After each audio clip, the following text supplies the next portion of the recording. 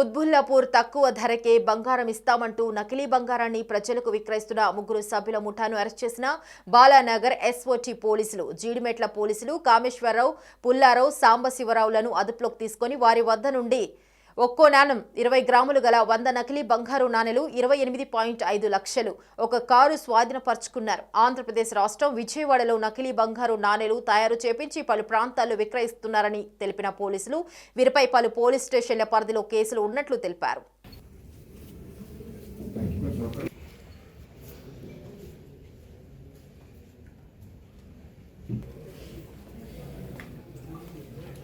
అనగా జూలై 19వ తారీఖు రాత్రి 8 గంటల సమయంలో మేము ముగ్గురు వ్యక్తులను అరెస్ట్ చేయడం జరిగింది. సైబరాబాద్ ఎస్ఓటీ అండ్ సైబరాబాద్ పోలీసులు సంయుక్తంగా ముగ్గురు వ్యక్తులను అరెస్ట్ చేయడం జరిగింది. ఆ ముగ్గురు వ్యక్తుల పేర్లు కామేశ్వరరావు, ఇతను విజయవాడకు చెందిన వ్యక్తి, ఇప్పుడు హైదరాబాద్లో ఉంటున్నాడు. వేముల పుల్లారావు, ఇతను గుంటూరుకు చెందిన వ్యక్తి. బత్తుల సాంబశివరావు, ఇతను పల్నాడు ఏరియాకు చెందిన వ్యక్తి.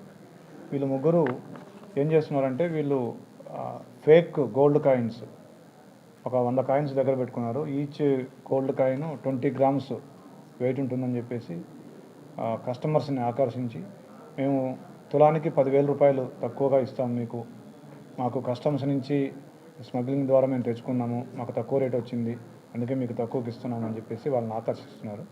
వీళ్ళు తాండూరులో ఒక మహిళతోటి టచ్లోకి వెళ్ళినారు. చాలా రోజులుగా ఆ మహిళతో మాట్లాడుతూ ఉన్నారు.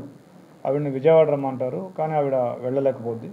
తర్వాత వీళ్ళే మళ్ళీ ఒక 3 రోజుల క్రితం ఆమెకు ఫోన్ చేసి మేము హైదరాబాద్ వస్తున్నాము, మేము అక్కడికి బంగారం తెస్తాము, కానీ మీరు కనీసం 1/2 కేజీ బంగారం కొనాలి అని ఆవిడకి షరతు విధిస్తారు. అయితే ఆవిడ దగ్గర అన్ని డబ్బులు లేవు.